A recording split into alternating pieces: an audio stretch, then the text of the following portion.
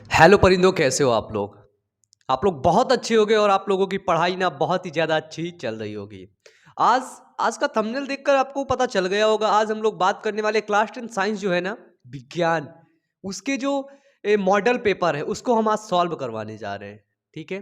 काफ़ी परिंदों की डिमांड थी कि सर मॉडल पेपर सॉल्व करवाइए, सॉल्व करवाइए, सॉल्व करवाइए। और एक परिंदे का लगातार कमेंट ये आ रहा था कि क्या मॉडल पेपर देकर के पास हुआ जा सकता है? तो भैया बिल्कुल हुआ जा सकता है। अगर आप प्रीवियस ईयर के करीब 10 साल पहले के मॉडल पेपर उठा करके आज तक के सब सभी को रट डालो, जितने क्वेश्चन है सबको रट डालो, बिल्कुल पास हो जाओगे, बहुत अच्छे नंबर से पास हो जाओगे। ठीक है? तो आज हम लोग बात करने वाले हैं क्लास 10 साइंस के मॉडल पेपर के बारे में, जो कि पूरा सॉल्व करवाएंगे। और ऐसा वीडियो आपको ना कहीं पर भी नहीं मिलेगा, तो वीडियो को पूरा देखना। और हाँ, यदि आप इस वीडियो पर पहली बार आ रहे हो तो चैनल को सब्सक्राइब कर लेना और वीडियो को लाइक कर देना। ठीक है? हमारा एक सेकंड चैनल है बायो अमन मोटिवेशन, उस चैनल पर जाकर के मोटिवेशनल वीडियोस को जरूर से जरूर देखना। तो चलिए अब बिना देर किए हुए स्टार्ट करते हैं क्लास 10 साइंस मॉडल पेपर। और हाँ, रुकिए रुकिए रुकिए, थोड़ा सा रुकिए ना, बात कर लेते हैं। यदि आप क्लास 10th में हैं और अभी तक आपने क्लास 10 साइंस के जितने चैप्टर हैं उनका वीडियो नहीं देखे हैं तो सभी उनका वीडियो ना देख लीजिए, चैनल की प्लेलिस्ट पे है और प्लेलिस्ट का नाम है क्लास 10 साइंस। और यदि आप क्लास 10th में हैं और साइंस का इंपॉर्टेंट क्वेश्चन भी देखना चाहते हैं तो उनके भी वीडियो चैनल की प्लेलिस्ट पर हैं, वहां पर जाइए और देख लीजिए। क्लास 10th सोशल साइंस भी चल रही है, क्लास 10th हिंदी भी चल रही है। ठीक है? सभी वीडियोस के जो वीडियोस हैं वो चैनल की प्लेलिस्ट पर है, या फिर आप जाकर के सर्च करिए वीडियो का नाम, उसके लास्ट में लिख दीजिए बायो अमन, सभी वीडियोस आपको मिल जाएंगे।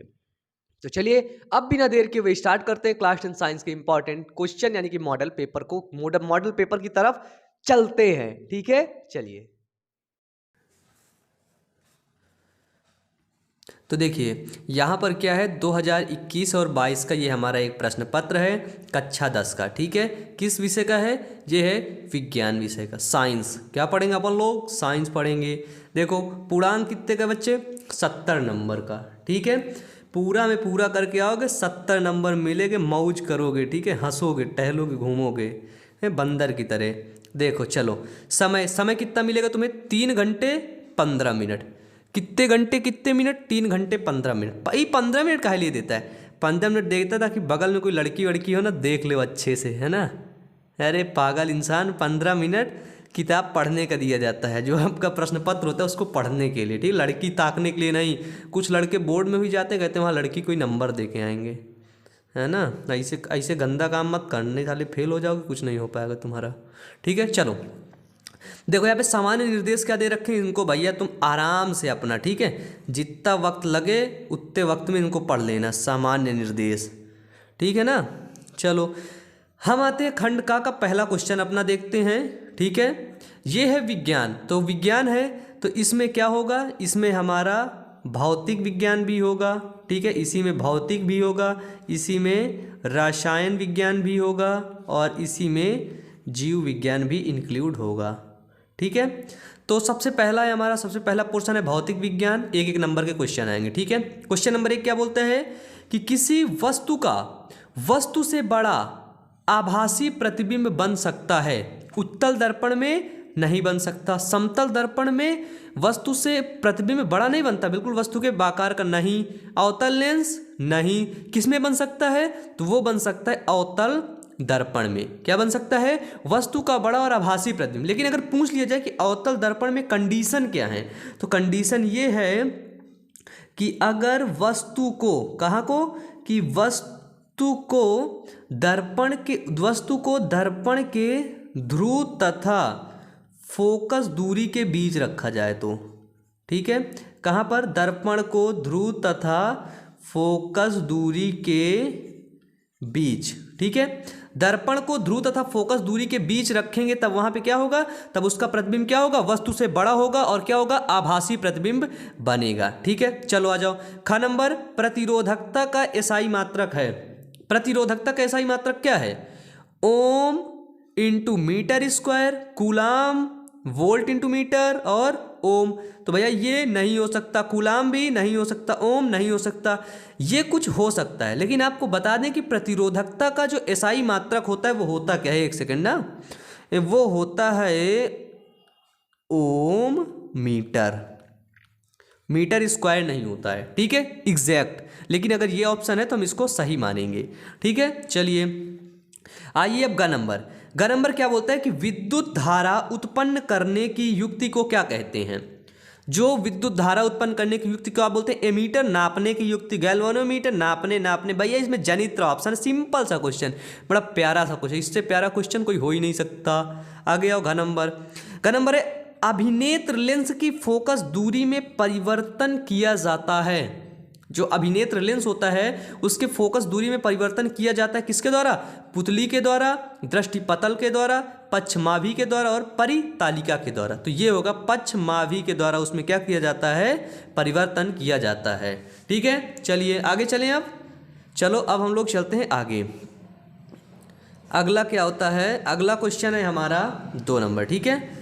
अरे यहाँ है क्वेश्चन भैया, हाँ क्वेश्चन क्या कह रहा है हमारा कि एक सेकेंड, वाहनों में किस प्रकार के दर्पण का उपयोग किया जाता है, ठीक है। सबसे पहले वाहनों में किस प्रकार के दर्पण को पश्च दृश्य देखने के लिए, मतलब जैसे आप बाइक चलाते हैं बगल में शीशा होता है, कौन सा दर्पण होता है, वो होता है हमारा उत्तल दर्पण, ठीक है। हाँ वो क्या होता है, वो होता है हमारा उत्तल दर्पण। उत्तल दर्पण का उपयोग किया जाता है, ठीक है। वाहनों में किस प्रकार के दर्पण को पश्च दृश्य दर्पण के रूप में वरीयता दी जाती है और क्यों। आखिरकार उत्तल दर्पण को ही वरीयता क्यों दी जाती है, क्योंकि उत्तल दर्पण का दृष्टि क्षेत्र बहुत अधिक होता है। क्या होता है इसका जो होता है दृष्टि क्षेत्र बहुत अधिक होता है, दृष्टि क्षेत्र बहुत इसका ज्यादा होता है, ठीक है। तो देखो उत्तल दर्पण में क्या होता है कि इसमें प्रतिबिंब सदैव सीधा बनता है, ठीक है, और छोटा बनता है। उत्तल दर्पण में प्रतिबिंब क्या होता है, आभासी नहीं बनता है, ठीक है। उत्तल दर्पण में प्रतिबिंब सीधा बनता है और छोटा बनता है, इसीलिए जब हमारे पीछे ट्रक व्रक होता है ना, ट्रक खड़ा होता है, छोटू दिखता है, ठीक है। देखो ख नंबर क्वेश्चन क्या बोल रहा है कि किसी अवतल लेंस की फोकस दूरी 15 सेंटीमीटर है। वस्तु को लेंस से कितनी दूरी पर रखें कि वस्तु का लेंस से 10 सेंटीमीटर दूरी। इसमें दे क्या रखा है, अवतल लेंस बोल रखा है, ठीक है। अवतल लेंस तो F बराबर क्या होगा, -15 होगा। इसके बाद V बराबर क्या होगा, V दे रखा है -10 सेंटीमीटर, ये भी 10 सेंटीमीटर। फॉर्मूला भैया ये वाला लगा दो, ठीक है, 1/f, ये फॉर्मूला लगा दो, सारी चीज़ें मेंशन करोगे, 10, 5, 15, इसका आंसर कितना आएगा, आंसर आएगा 1/u बराबर आपका माइनस में आंसर आएगा -30, हाँ 30 सेंटीमीटर आएगा इसका आंसर आएगा 30 सेंटीमीटर, ठीक है। क्योंकि यहाँ पर फोकस दूरी हमने दे रखी है, ठीक है। इसके बाद वस्तु का लेंस से प्रतिबिंब की दूरी दे रखी है, v दे रखी, u का मान ज्ञात करना है हमको, ठीक है। तो हमने क्या लिख दिया कि अतः वस्तु को लेंस के सामने 30 सेंटीमीटर की दूरी पर रखेंगे, ठीक है ना। चलिए अब आता है ग नंबर क्वेश्चन, देख लो ये बहुत अच्छा क्वेश्चन। जरा दृष्टि दोष क्या है, इसका निवारण सिट खांसी आ गई। देखो जरा दृष्टि दोष क्या होता है, जरा दृष्टि दोष मतलब जरा सा, पास तू आ जा, है ना। जरा दृष्टि दोष यानी कि जिसके पास निकट दृष्टि दोष भी हो और साथ ही दूर दृष्टि दोष हो, उसको बोलते हैं जरा दृष्टि दोष। यानी कि जरा दृष्टि दोष निकट दृष्टि दोष और दूर दृष्टि दोष का मिश्रण होता है, ठीक है। जरा दृष्टि दोष में क्या होता है, मनुष्य ना ही नजदीक की वस्तु और ना ही दूर की वस्तु स्पष्ट नहीं देख सकता है, ठीक है। क्या होता है, स्पष्ट ये नहीं देख सकता है, किसमें, जरा दृष्टि दोष में। अब इसका निवारण कैसे किया जाता है, जरा दृष्टि दोष का निवारण करने के लिए बायफोकल लेंस का प्रयोग करना पड़ता है। किसका, बायफोकल लेंस का, ठीक है। इसका निवारण करने के लिए आपको बाईफोकल लेंस का प्रयोग करना पड़ता है। बाईफोकल लेंस में उत्तल लेंस भी होता है और हमारा अवतल लेंस भी होता है, ठीक है। जरा दृष्टि दोष में हम लोग ऐसे भी लिख सकते हैं कि जिनको दूर दृष्टि दोष और निकट दृष्टि दोष दोनों होता है उसे जरा दृष्टि दोष कहते हैं। या फिर ऐसे बोल सकते हैं कि जिसमें मनुष्य वस्तु नज़दीक की वस्तु को भी स्पष्ट नहीं देख सकता और दूर की वस्तु को भी स्पष्ट नहीं देख सकता, उसको जरा दृष्टि दोष कहते हैं। इसके निवारण के लिए हम बाईफोकल लेंस का प्रयोग करते हैं। किसका, बाईफोकल लेंस, ठीक है। यहाँ तक क्लियर है। अगला क्वेश्चन देखें, चलिए हमारा आता है, ठीक है। तो देखिए यहाँ पे अब हमारा नेक्स्ट क्वेश्चन है कि क्या बोलता है कि प्रकाश के परावर्तन के नियम लिखिए, है ना। प्रकाश के परावर्तन के नियम क्या होते हैं, 2 नियम होते हैं, ठीक है, आप लोग उनको लिखिएगा। और ये अब हैं आपके न्यूमेरिकल, ठीक है। 20 सेंटीमीटर वक्रता त्रिज्या दी रखी है, अवतल दर्पण के सामने 5 सेंटीमीटर दूरी पर, है ना, और 15 सेंटीमीटर दूरी पर कोई वस्तु रखा है, ठीक है। तो ये सारी चीज़ें मतलब यहाँ पे आपको क्या दे रखा है, आर दे रखा है। आर बराबर कितना है, -20 सेंटीमीटर, ठीक है। अब यहाँ से आप फोकस दूरी निकाल सकते हैं। यह बराबर क्या होगा, यह बराबर लिखेंगे -20/2, ये सेंटीमीटर में, मीटर में निकालना है ना, तो क्या होगा -10 सेंटीमीटर आपका यफ निकल आया, ठीक है। यफ आपका निकल गया। अब यफ निकल गया, आर निकल गया, है ना, आर भी है आपके पास, यफ भी है ना। अब देखो आपसे यहाँ पे पूछ क्या रहा है और आपको दे रखा है, अगर आपने ये फर्स्ट वाला ऑप्शन लिया तो आपके पास देखिए यफ भी है -10, आर भी है -20, ठीक है, और u भी है -5। तो क्या आप v का मान नहीं निकाल सकते हैं, बिल्कुल आप लोग इसे निकाल सकते हैं, ठीक है। v का मान आप लोग निकाल लेंगे, इसी तरह इसमें भी होगा, ठीक है ना। चलिए हो जाएगा यहाँ पे इतना 1/f बराबर वाला फॉर्मूला लगेगा, ठीक है। क्या लगेगा आपका 1/f f गलत लिखा है, 1/f बराबर 1/u प्लस 1/v, है ना। तो क्या है, दर्पण का फॉर्मूला है, ठीक है। इतना कर लोगे आप लोग, या फिर आप लोग इसे लिख दीजिए कि लेंस क्या है, ठीक है। प्राकृतिक गुणों के आधार पर यह कितने प्रकार का होता है, द्विउत्तलीय लेंस, उभयोत्तल लेंस, है ना, जितने प्रकार के लेंस है आप लोग उसको लिख करके लिख दीजिए, ठीक। कितने नंबर क्वेश्चन है, 4 नंबर का ये क्वेश्चन है, ठीक है ना।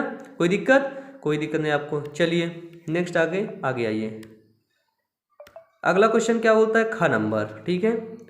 अगला क्वेश्चन बोलता है आपका ख नंबर, एक सेकेंड, कि किसी चालक का प्रतिरोध किन कारकों पर निर्भर करता है, ठीक है। किसी चालक का प्रतिरोध किन कारकों पर निर्भर करता है, और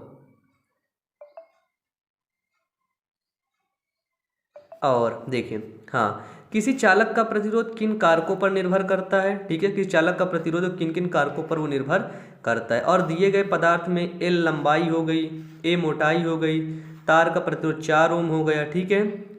इस पदार्थ के किसी अन्य तार का प्रतिरोध क्या होगा जिसकी लंबाई 1/2 तथा मोटाई 2a है, ठीक है। कितने नंबर का होगा ये होगा हमारा 4 नंबर का, ठीक है। तो आप लोग इसे करिए, या फिर आप लोग नीचे वाला क्वेश्चन कर दीजिए। ये थोड़ा सा सिंपल लग रहा है मेरे को, नीचे वाला क्या है कि विद्युत विभवांतर की परिभाषा तथा मात्रक लिखिए, ठीक है। विद्युत विभवांतर की परिभाषा क्या होती है, इसका मात्रक क्या होता है, ठीक है। विद्युत विभवांतर की परिभाषा क्या होगी कि हम लोग ऐसे लिखते हैं, याद होगी ना डिफिनीशन, कि इकाई धनावेश को एक बिंदु से दूसरे बिंदु तक ले जाने में किए गए कार्य को उस बिंदुओं के बीच का विभवांतर कहते हैं। और इसका मात्रक क्या होता है, इसका मात्रक होता है हमारा वोल्ट। एसआई मात्रक क्या होता है, वोल्ट होता है। अब क्या बोल रहा है कि 10 ओम मतलब R1, ठीक है, 20 ओम R2 और 30 ओम R3। 30 ओम के प्रतिरोध यदि समांतर क्रम, यदि इन्हें समांतर क्रम में जोड़ेंगे तो क्या होगा, 1/R बराबर 1/10 प्लस 1/20 प्लस 1/30। इसका अगर कैलकुलेशन करेंगे तो कितना आएगा, 30 आपको इतना एलसीएम हो जाएगा, आएगा 60 11, ठीक है। इतने ओम आएगा इसका समांतर क्रम में, ठीक है। समांतर क्रम का फार्मूला क्या होता है, सिंपल जोड़ दो। इसके बाद बोल रहा है श्रेणी क्रम में जोड़े गए तो समतुल्य प्रतिरोध क्या होगा। श्रेणी क्रम बराबर आर बराबर तुल्य प्रतिरोध कितना होगा, 10 प्लस 20 प्लस 30, यानी कि आर बराबर कितना आया, 60 ओम आ गया आपका, ठीक है। ये हुआ बिल्कुल सिंपल, इतना का तो 4 नंबर आपको मिल गए, बिल्कुल लेके जाओ, हंसते खेलते घूमते टहलते, है ना, कोई दिक्कत ही नहीं आप लोग को। अब आइए, अब आपका आता है नेक्स्ट क्वेश्चन। नेक्स्ट क्वेश्चन क्या बोलता है कि विद्युत मोटर का नामांकित आरेखित चित्र बताइए, है ना। विद्युत मोटर का चित्र मैंने आपको पढ़ा दिया है और उसका वीडियो भी मैं अलग कर दिया हूँ, ठीक है। और उसी में विद्युत मोटर और परिनालिका दोनों को पढ़ाया हूँ, ठीक है। आप लोग परिनालिका लिख दीजिए या विद्युत मोटर लिख करके सर्च करिए और उसके अंतिम में लिख दीजिए बायो अमन, आपको वीडियो मिल जाएगा, ठीक है ना। ये बहुत इंपॉर्टेंट मॉडल पेपर है, एशियन पेपर बनता है आप लोग का, ठीक है। मिल जाएगा आपके दोनों क्वेश्चन, ये क्लियर हो जाएंगे, ये वाला भी और ये वाला भी, ठीक है। देख लेना, और नहीं तो आप लोग प्लेलिस्ट पर चेक कर सकते हैं। कहाँ पर? प्लेलिस्ट पर। और प्लेलिस्ट की लिंक ना नीचे डिस्क्रिप्शन बॉक्स पर दी गई है वीडियो के, ठीक है। तो आप लोग वीडियो के डिस्क्रिप्शन बॉक्स में जा करके प्लेलिस्ट की लिंक को आप लोग देख सकते हैं, ठीक है। कितने नंबर का? 7 नंबर का। छूटना नहीं चाहिए बच्चे ये क्वेश्चन, ठीक है ना। चलो आ जाओ, ये हमारा फाइनल हो गया। अब हम लोग पहुंच जाते हैं सीधे अपने रसायन विज्ञान के पेपर में। कहाँ पे? ये है हमारा रसायन विज्ञान, केमिस्ट्री, ठीक है। चलिए क्वेश्चन क्या बोल रहा है, चलो क्वेश्चन समझो। Zn है और CuSO4 है, ठीक है। इसकी रिएक्शन होती है, जब इसकी रिएक्शन होती है तब होता क्या है, देखो ZnSO4 अलग होता है और Cu अलग हो जाता है, यानी कि ZnSO4 के साथ जाकर के मिल जाता है और Cu हमारा अलग हो जाता है। यानी कि इस Cu का क्या हो गया, Cu का यहाँ पे क्या हुआ, हटा दिया गया, मतलब इसका विस्थापन हो गया, ठीक है। तो ये रासायनिक अभिक्रिया किस प्रकार की है, देखो संयोजन अभिक्रिया है, नहीं है। विस्थापन अभिक्रिया है, द्विविस्थापन अभिक्रिया नहीं है, वियोजन नहीं है। द्विविस्थापन क्यों नहीं है, क्योंकि यहाँ पे जो Cu है वो एक ही बार तो अलग हुआ है, इसलिए ये द्विविस्थापन अभिक्रिया नहीं है, ठीक है। चलिए आगे चलिए। अब आते हैं हम लोग आगे एक नंबर की जल की कठोरता को हटाने के लिए निम्न में से किसका उपयोग करते हैं, ठीक है। पहला बेकिंग सोडा का उपयोग जल की कठोरता के लिए, कभी नहीं। धमन सोडा का उपयोग, विरंजक चूर्ण पीओपी, कभी नहीं। पीओपी का उपयोग कभी नहीं करते, प्लास्टर ऑफ पेरिस इसी को बोलते हैं, ठीक है। पीओपी, पुट्टी लगती है ना, पुट्टी, पीओपी होता है। तो आपका वो होता है जब वो होता है ना, हाथ टूट जाता है तो हड्डी वाले डॉक्टर चढ़ाते हैं। विरंजक चूर्ण नहीं। बेकिंग सोडा खाने में प्रयोग, धोने वाला सोडा धमन सोडा में उपयोग करते हैं, ठीक है ना। जल की कठोरता को हटाने के लिए किसका उपयोग करते हैं, धमन सोडा का उपयोग करते हैं, ठीक है। चलिए आइए, नंबर क्वेश्चन बोल रहा है निम्न में से किस यौगिक में OH एक क्रियात्मक समूह है। भैया हमने बताया था ना, OH आया तो मतलब समझ लो कि नाम के अंदर क्या रहेगा, ऑल रहेगा। ऑल ढूंढ लो इसमें, ब्यूटेनोन नहीं है, ऑल ब्यूटेनोइकम नहीं है, ब्यूटेनॉल नहीं है, नॉल, ऑल, ठीक है। ब्यूटेनॉल होगा इसका क्रियात्मक समूह, क्या होगा, ब्यूटेनॉल होगा। इतना पता है क्या, बताया हूँ ना, नहीं बताया, भूल गए, पीटे जाओ, पिटाई लग जाएगी तुम लोग की, है ना। प्रश्न नंबर 6 देखो, ये बच्चे इधर देख क्वेश्चन में क्या, बहुत प्यारा क्वेश्चन। रेडॉक्स अभिक्रिया से आप क्या समझते हैं। रेडॉक्स अभिक्रिया के अंदर क्या होता है, रेडॉक्स अभिक्रिया के अंदर होता है बच्चे ऑक्सीकरण। क्या होता है, रेडॉक्स अभिक्रिया के अंदर ऑक्सीकरण होता है और साथ ही अपचयन होता है, ठीक है। तो रेडॉक्स अभिक्रिया ऐसी अभिक्रियाएं होती जिनके अंदर ऑक्सीकरण और अपचयन दोनों होता है, उसे रेडॉक्स अभिक्रिया कहते हैं, या फिर इसे ऑक्सीकरण अपचयन अभिक्रिया भी कहते हैं, ठीक है। जैसे मैं एक एग्जांपल दे दूं, एग्जांपल मैं आपका कौन सा दूं, जैसे Cu का दे देता हूँ, Cu, ठीक है। Cu हो गया, ये कैसे है, ये अभी है एक्वस है, जलीय है, ठीक है। इसके बाद हो गया Zn, ये है सॉलिड। अब देखना, इसी में ऑक्सीकरण भी हो जाएगा और इसी के अंदर अपचयन भी हो जाएगा। ये हुआ Cu हो गया, यहाँ पे यह सॉलिड बन गया और Zn बन गया एक्वस जलीय, ठीक है। तो यहाँ पे क्या हुआ, यहाँ पे जो Cu था और यहाँ पे जाकर के ये Cu बन रहा है, तो यहाँ पर इसका क्या हो गया, यहाँ पर इसका अपचयन हो गया है, ठीक है। यहाँ पर इसका अपचयन हो गया है और यहाँ पे Zn का Zn2 से ऑक्सीकरण हो गया, यहाँ पे ऑक्सीकरण हो गई, जाकर के आपस में जुड़ गया, ठीक है। उसका अपचयन हुआ और इसका क्या हुआ, इसका हमारा ऑक्सीकरण हो गया, ठीक है। समझ गए ना, ये हुआ उदाहरण। अब आ जाओ नेक्स्ट क्वेश्चन क्या बोलता है। नेक्स्ट क्वेश्चन बोल रहा है कि बेकिंग सोडा बनाने की विधि तथा उपयोग लिखिए। बेकिंग सोडा बनाने की एक विधि है कि सोडियम कार्बोनेट विलयन में, बेकिंग सोडा बनाने की विधि क्या है कि सोडियम कार्बोनेट, एक सेकेंड, है ना। तो साउंड थोड़ा दिक्कत कर रहा था, है ना, शो नहीं कर, मेंशन नहीं कर रहा था, लगा चल नहीं रहा, ठीक है। हाँ वैसे भी कनेक्शन नहीं था उसका। बेकिंग सोडा बनाने की विधि क्या है? पहली एक विधि आती है हमारे पास, बोले दे रहा हूँ मैं, ठीक है। सोडियम कार्बोनेट विलयन में हमने एक सोडियम कार्बोनेट का विलयन लिया। सोडियम कार्बोनेट के विलयन में हमने सोडियम कार्बोनेट का विलयन ले क्या ले लिया? NaH, वो सॉरी Na2, क्या विलयन क्या है हमारा? Na2CO3। विलयन मतलब इसके अंदर जल होगा। फिर सोडियम कार्बोनेट के विलयन में CO2 गैस प्रवाहित करने पर, अब इसमें हम CO2 प्रवाहित कर देंगे तो हमको बन जाएगा सीधे से 2NaHCO3। ठीक है, क्या बन गया हमारा? बेकिंग सोडा बन गया हमारा। ठीक है, ये विधि हो गई। और एक विधि और होती है ना, एग्जैक्टली मुझे क्लियर नहीं हो रहा है, ठीक है, हो रहा है। एक विधि और होती है अमोनिया सोडा विधि। ठीक है, उसको क्या बोलते हैं? उसको बोलते हैं अमोनिया, बड़ा लिख गया, अमोनिया सोडा विधि। अमोनिया सोडा विधि में क्या किया जाता है? सोडियम बाइकार्बोनेट माध्यमिक यौगिक के रूप में मिलता है उसमें। ठीक है, जैसे इस विधि में क्या किया जाता है? हमारा होता है NH4HCO3, बिल्कुल सही बोल रहे हो। NaCl होता है, जब ये आपस में क्रिया करके बनाएगा तो सबसे पहले NaHCO3 बना देगा। नदी हमारे पास क्या बच रहा है? एक हमारा NH4 बच रहा है और Cl बच रहा है, ये इतना बना देगा। ठीक है, तो ये दोनों में क्या बन रहा है? बेकिंग सोडा हमारा बन रहा है। ठीक है ना। चलिए, बेकिंग सोडा का उपयोग कहाँ करते हैं? इसका जो उपयोग है कहाँ पे करते हैं? तो इसका उपयोग अपन लोग बेकिंग पाउडर बनाने में करते हैं। कहाँ पे करते हैं? बेकिंग पाउडर बनाने में। और पेट में जो अम्लीयता होती है, ठीक है, पेट में अम्लीयता को दूर करने के लिए करते हैं। और सबसे अच्छी चीज़ है आग बुझाने के यंत्र में करते हैं। इस चीज़ को याद रखना, ठीक है। आग बुझाने के यंत्र में जहाँ आग ही लग जाए वहाँ बेकिंग सोडा डाल दो, है ना। आग बुझाने के यंत्र में इसका प्रयोग करते हैं। ठीक है, चलिए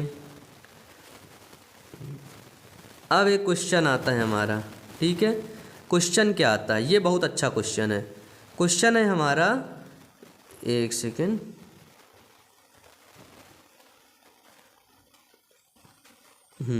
क्वेश्चन है हमारा, इसमें क्या है? इसमें बटन लग रखी है।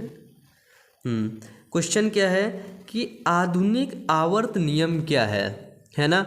तो आधुनिक आवर्त नियम क्या कहता है? यहाँ पे लिख दूं, आधुनिक आवर्त नियम ये कहता है कि तत्वों के रासायनिक एवं भौतिक गुणधर्म उनके परमाणु संख्याओं के आवर्ती फलन होते हैं। आधुनिक आवर्त नियम क्या कहता है कि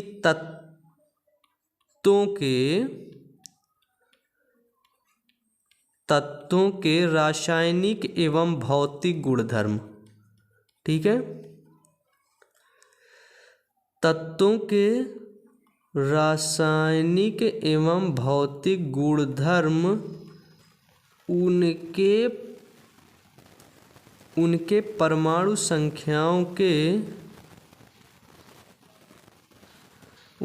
परमाणु संख्याओं के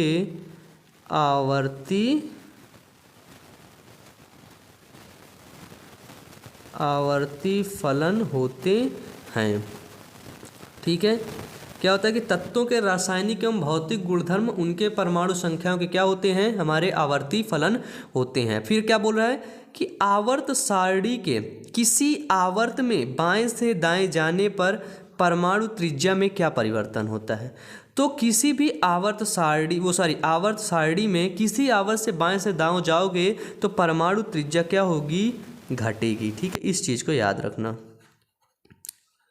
परमाणु त्रिज्या घटती है। ठीक है, चलो आ जाओ, अब आ जाओ IUPAC नाम है ना, international union pure of applied chemistry. IUPAC नाम काउंटिंग करो, 1 2 3 4। हमारे पास 4 है, क्या है? 4, 4 में क्या है हमारा? मेथिल है। ठीक है, 4, फिर मेथिल, फिर क्या है? COOH, ब्यूटेनोइक अम्ल। बिल्कुल सिंपल नाम है ना, ब्यूटेनोइक अम्ल। और यदि अभी तक आप लोगों ने IUPAC वीडियो नहीं देखा है तो आप लोग YouTube पर सर्च करिए IUPAC बायो अमन सर, ठीक है। आपको वीडियो IUPAC वाला मिल जाएगा।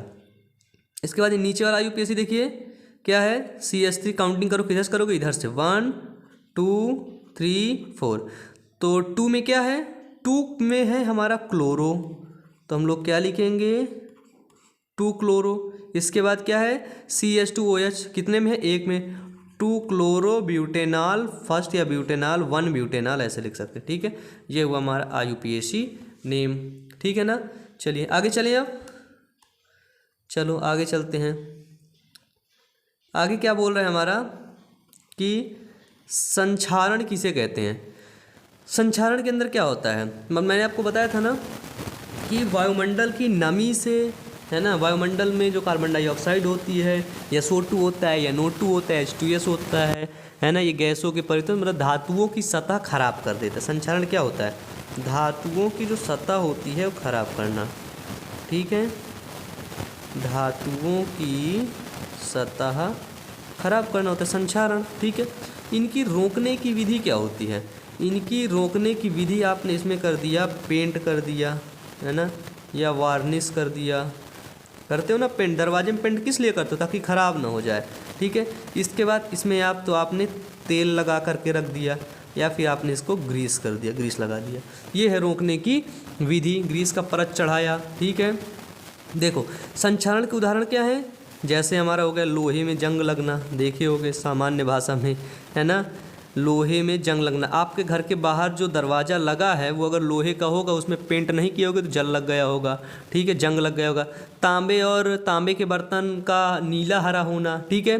सोने चांदी गहने, ये बहुत आता है, ठीक है, सो जान लो इसको, सोने चांदी के गहने काले होना, ठीक है, काले होना, क्यों, क्योंकि वायुमंडल के संपर्क में आते हैं सोना चांदी, जब औरतें पहन के निकलती हैं बढ़िया, है ना, तो वायुमंडल के संपर्क में आएंगे तो काले हो जाएंगे, है ना, उनका ऑक्सी का वो हो जाएगा, संक्षारण हो जाएगा, ठीक है। अब वो काले हो गए तो उसको क्या करो, एक ब्रश ले लो, ठीक है, और ले लो कोलगेट मंजन और उसे साफ करवा दो, मात्र 100 रुपये जल्दी से ले लो अपनी मम्मा से, ठीक है। शादी हो गई तो अपनी बीवी से ले लेना, है ना, नहीं अपने आसपास पड़ोस में भी, ये काम शुरू कर दो, बिजनेस है तुम्हारा ना, 100 रुपये वाला बिजनेस सुनार बन जाओ, ठीक है। अब देखो क्या है, 7 नंबर का क्वेश्चन है, आपको इसमें टिप्पणी करना है, ठीक है। टिप्पणी लिखने के कार्बनिक यौगिक में प्रतिस्थापन अभिक्रियाएं, साबुन की सफाई प्रक्रिया, समझाती श्रेणी क्या होती है, आप लोग इसमें टिप्पणी करेंगे। या फिर इसे नहीं कर सकते हैं तो आप लोग ये अथवा वाला ऑप्शन करिए, देखिए, है ना, रासायनिक समीकरण लिखना है, ठीक है। क्या करना है आपको रासायनिक समीकरण ही लिखना है इसमें, ठीक है, तो आप लोग इसको कर सकते हैं। चलिए ये देखिए कितना रासायनिक समीकरण लिखना होता है, कर सकते हो, लिख लेना या समीकरण जो भी है ना। चलो आ जाओ ग नंबर में क्या होता है, बोल रहा है निम्न में से कौन मानव में मादा जनन तंत्र का भाग नहीं है, ठीक है। मादा जनन तंत्र का भाग अंडाशय मादा जनन तंत्र में पाया जाता है, बिल्कुल। गर्भाशय पाया जाता है, शुक्रवाहिका, डिंब वाहिनी भी पाई जाती है लेकिन शुक्रवाहिका नहीं पाई जाती है। तो मादा जनन तंत्र का भाग कौन सा नहीं है, शुक्रवाहिनी, ठीक है। शुक्रवाहिनी किस में पाई जाती है, ये पाया जाता है नर जनन तंत्र में, ठीक है। इसका काम क्या होता है, शुक्राणुओं को ले जाना, ठीक है। इसका काम क्या होता है, शुक्राणुओं को ट्रैवलिंग करवाना, घुमाना फिराना उनको, भाई वो भी कहते हैं हमको घूमना है ना, तो ये शुक्रवाहिनी उनको घुमाती हैं। ख नंबर आ जाओ, जीवाश्म ऊर्जा का स्रोत है पवन ऊर्जा, सौर ऊर्जा, कोयला, विद्युत। जो भैया जीवाश्म जीवों से प्राप्त हुआ है, कौन है वो है कोयला हो गया, और क्या है, और है हमारा पेट्रोलियम, ठीक है, कोयला हुआ और पेट्रोलियम हुआ, ठीक है। अब आ जाओ, क्वेश्चन है ग नंबर क्या बोल रहा है, ग नंबर बोल रहा है हमारा कि पवन चक्कियों का उपयोग किन कार्यों को करने में होता है, यांत्रिक, रासायनिक, दोनों कार्य, इनमें से कोई नहीं। तो जो पवन चक्कियों का जो उपयोग होता है उसका काम का यांत्रिक कार्य तो होता है, यंत्र होती है एक, उसी में कार्य होता है। तो पवन चक्की का उपयोग कहाँ पर होता है, एक यांत्रिक कार्य को करने के लिए होता है। तो ये सही आंसर इसका क्या है, सही आंसर इसका यांत्रिक कार्य, ठीक है। कोई दिक्कत है यहाँ पे नहीं है।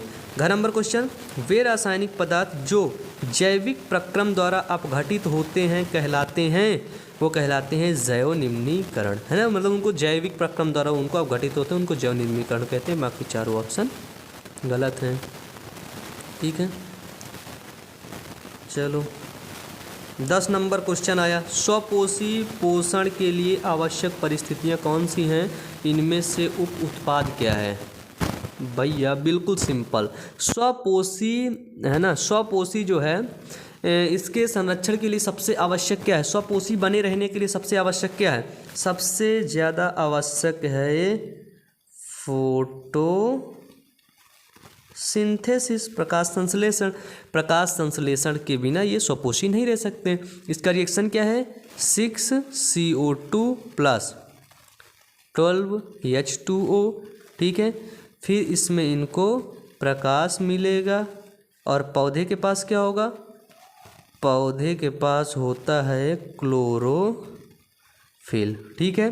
फिर C6H12O6 + 6H2O + 6O2, ठीक है। 6 डिब्बा कार्बन डाइऑक्साइड, 12 डिब्बा पानी। फिर क्या बन रहा है, ग्लूकोज बन रहा है, 6 डिब्बा पानी, 6 डिब्बा ऑक्सीजन निकाल दे रहा है। फिर ये चाचा लोग हम लोग मिलके इसकी ऑक्सीजन ले लेते हैं, है ना। आप भी हो उसमें, मैं भी हूँ, है ना। आपकी वो भी है, मेरी भी वो है ना। चलो ख नंबर क्वेश्चन आओ, पुष्प के बीजांड का स्वच्छ नामांकन चित्र बनाना है, बना दोगे, बना दोगे, इसको ही बनवाना पड़ेगा, पगले बना लोगे, ठीक है। फिर ग नंबर है, जैव निम्नकरणीय पदार्थ पर्यावरण को किस प्रकार से प्रभावित करते हैं भैया। तो जैव निम्नकरणीय पदार्थ जैसे कचरे वगैरह हो गए ना, कचरे में धीरे धीरे से क्या होता है, अपघटन के रूप में अपघटन होता रहता है। फिर उसमें से गंध आती है, हानिकारक गैसें आती हैं, जिससे मनुष्य सांस लेता है, ठीक है। उसके श्वास नलिका में जाकर के बीमारी पैदा करती है, यही सब होता है, ठीक है। चलो क्लियर है यहाँ तक। अब आ जाओ, हम लोग चलते हैं नीचे। क्वेश्चन क्या है, कायिक प्रवर्धन क्या है, उदाहरण सहित आपको बताना है। कायिक प्रवर्धन मैंने आपको बहुत अच्छे से समझाया है ना। वीडियोस ना मिले चैनल की प्लेलिस्ट पे देख लेना। इसके बाद मादा जनन तंत्र का स्वच्छ नामांकन चित्र बनाइए तथा इसका संक्षिप्त वर्णन कीजिए। 4 नंबर का आता है, मादा जनन तंत्र में आप लोग लिखेंगे प्राइमरी जनन क्या होते हैं, प्राइमरी रिप्रोडक्टिव सिस्टम क्या होते हैं, ओवरी हो गई आपकी, है ना, उदर गुहा, नीचे का पृष्ठ भाग हो गया, जो भी हो गया, ठीक है। अंडाशय द्वारा क्या होता है, अंडाशय द्वारा मादा हार्मोन एस्ट्रोजन का स्रावण करती हैं, इस चीज़ को याद रखना, ठीक है। इसमें क्या बोला, स्वच्छ नामांकन चित्र बोल रहे हैं यार, है ना, चित्र बनाना है आपको। तो देखो मैं चित्र बनाए दे रहा हूँ, बाकी मैं बताऊँगा यहाँ पे ज़्यादा कुछ आप लोग को नहीं, क्योंकि मैं वहाँ पर आपको बता चुका हूँ, ठीक है। देखो है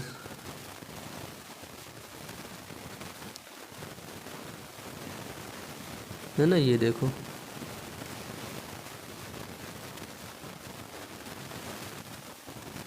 ये देखो ऐसा कुछ होता है मादा जनन तंत्र, ठीक है। ये हैं हमारे ओवरी, जिसको बोलते हैं अपन लोग अंडाशय, ठीक है। ये हुआ अंडाशय, और ये अंडाशय को ले जाने वाली क्या कहलाती हैं, अंडवाहिनी। 2 अंडाशय होती हैं, 2 अंडवाहिनी होती है, और यहीं पे अंडाणु होता है, यहाँ से निकल के जाता है, फिर कहाँ पहुँचता है, यहाँ पे। ये क्या है, ये है हमारा गर्भाशय, हमारा नहीं मतलब फीमेल का होता है, ठीक है ना। अब देखो ये ऊपर वाला क्या भाग है, ऊपर वाला भाग को बोलते हैं हम लोग फंडस, क्या बोलते हैं, फंडस, ठीक है। चलो अब आ जाओ, इधर वाला जो आगे का जो सकरा भाग होता है ना, इसको अपन लोग बोलते हैं योनि, ठीक है। अब आओ, इसके ऊपर भाग होता है, उसको बोलते हैं अपन लोग ग्रीवा, ठीक है। फिर ये हुआ गर्भाशय, गर्भाशय की दीवार होती है, ठीक है। चलो ये हुआ, समझ गए, ये फिंगर लाइक स्ट्रक्चर यहाँ पे होता है ना, ये देखो जैसे हो गया, यही है मादा जनन तंत्र, ठीक है। चलो अगला क्वेश्चन क्या है, लिंग गुणसूत्र किसे कहते हैं। लिंग गुणसूत्र क्या होता है, ऐसा गुणसूत्र जिसमें से लिंग का निर्धारण होता है। लिंग मतलब उससे पता चलता हो कि पैदा होने वाला लड़का मेल है या फिर पैदा होने वाला लड़का फीमेल है। लिंग गुणसूत्र क्या होते हैं, जिसमें से लिंग का निर्धारण होता है। मेल के गुणसूत्र होता है XY, फीमेल का होता है XX, है ना। अगर मेल यक्स भेजेगा, ठीक है, तो फ्यूज़ करके क्या बनाएगा, यक्स बनाएगा, और अगर वाई भेजेगा तो फ्यूज़ करके क्या बनाएगा, XY बनाएगा, ठीक है। क्या बोल रहा है इसका, मानव में लिंग निर्धारण की प्रक्रिया को समझाइए, समझाने को बोल रहा है। यक्स और यक्स वाई, है ना। ये हुआ हमारा मेल, ये हुआ फीमेल, समझा दो। ये यक्स इसके साथ फ्यूज़ करोगे क्या बनेगा, यक्स यक्स बनेगा। फिर इसका इसके साथ यक्स यक्स बनेगा, फिर इसका यक्स वाई बनेगा, फिर इसका यक्स वाई। यानी कि 50% चांसेस किसके हैं, 50% चांसेस हैं फीमेल के, यानी कि लड़की पैदा होने के, और 50% चांसेस किसके हैं, मेल पैदा होने के। अब बच्चे कुछ बाबा लोग, कुछ दवा खाना, कुछ ऐसे कुछ, है ना, ऐसे कुछ चलते हैं जहाँ पर ये बताया जाता है आप मेरे पास आओ, दवा करवा दो, मैं आपको 100% की गारंटी लेता हूँ, आपको बच्चे में मतलब लड़का पैदा करवा दूंगा। तो भैया आप लोग पढ़े लिखे समाज के हो, ठीक है, आप लोग पहले से समझ लो बेटा कि अगर यक्स फ्यूज़ करेगा तो क्या बनेगा, लड़का बनेगा, सॉरी लड़की बनेगी। अगर वाई फ्यूज़ कर जाएगा यक्स के साथ तो यक्स वाई लड़का बन जाएगा, है ना।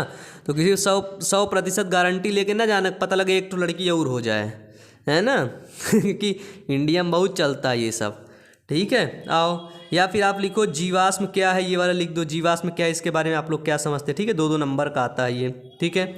सबसे बड़ा क्वेश्चन आएगा, देखो कितने नंबर का, 3 2 5 2 7 नंबर का क्वेश्चन क्या है, मानव पाचन तंत्र का नामांकित चित्र बनाकर आमाशय तथा क्षुद्रांत में होने वाली पाचन क्रिया का वर्णन कीजिए, ठीक है। मानव पाचन तंत्र का नामांकित चित्र बनाना है। मैंने आपको इसका एक वीडियो बनाया है, ठीक है, इसका एक वीडियो बनाया मानव पाचन तंत्र, उसमें समझाया दिया। वो वीडियो आपको कहाँ मिलेगा, वो वीडियो आपको प्लेलिस्ट पर मिल जाएगा, ठीक है। तो आप लोग चेक करिए प्लेलिस्ट, ठीक है, चेक बाई प्लेलिस्ट, लिंक नीचे डिस्क्रिप्शन बॉक्स पे है।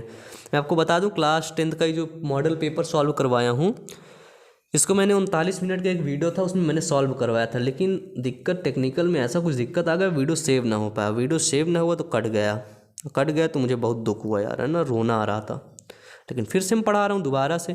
जब मैं दोबारा से पढ़ा रहा हूँ तो आप लोग क्या मेरे लिए लाइक नहीं कर सकते इस वीडियो को, इस वीडियो में ज़्यादा लाइक जाने चाहिए, सबसे ज़्यादा लाइक, ठीक है। जल्दी से आप लोग सब्सक्राइब कर लो, मुझे देखना है कि इस वीडियो में कितने सब्सक्राइबर मिलते हैं मुझे, और कितने लाइक करने वाले बच्चे मिलते हैं, कितने लोग मुझसे प्यार करते हैं। तुम लोग प्यार ही नहीं करते लगता है ना। चलो, या तो आप इसको बना दो या तो ये क्वेश्चन कर दो। पादपों में परिवहन से आप क्या समझते हैं, पादपों में जो परिवहन होता है, पादपों में 2 ऊतक होते हैं ना, एक होता है जाइलम, एक होता है फ्लोएम। ट्रिक के माध्यम से याद करवाया था ना सब, जाइलम फ्लोएम। पौधों में जल, भोजन तथा अन्य पदार्थों के स्थानांतरण को स्पष्ट कीजिए, ठीक है, 7 नंबर का। तो इस क्वेश्चन को आप लोग करेंगे, और नहीं जो भी समझ नहीं आ रहा वो नीचे आप लोग कमेंट करेंगे, ठीक है, वो नीचे आप लोग कमेंट करके बताएंगे।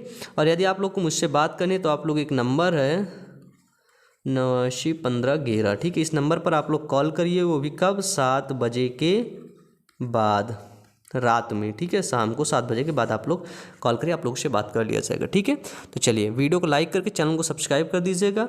हमारा एक दूसरा चैनल है, उस चैनल का नाम है बायो अमन मोटिवेशन। तो आप लोग उस चैनल पर जा करके मोटिवेशनल वीडियोस को ज़रूर से ज़रूर देखिएगा, ठीक है। चलिए पढ़ते रहिए, मेहनत करते रहिए। Wish you all the best, thank you.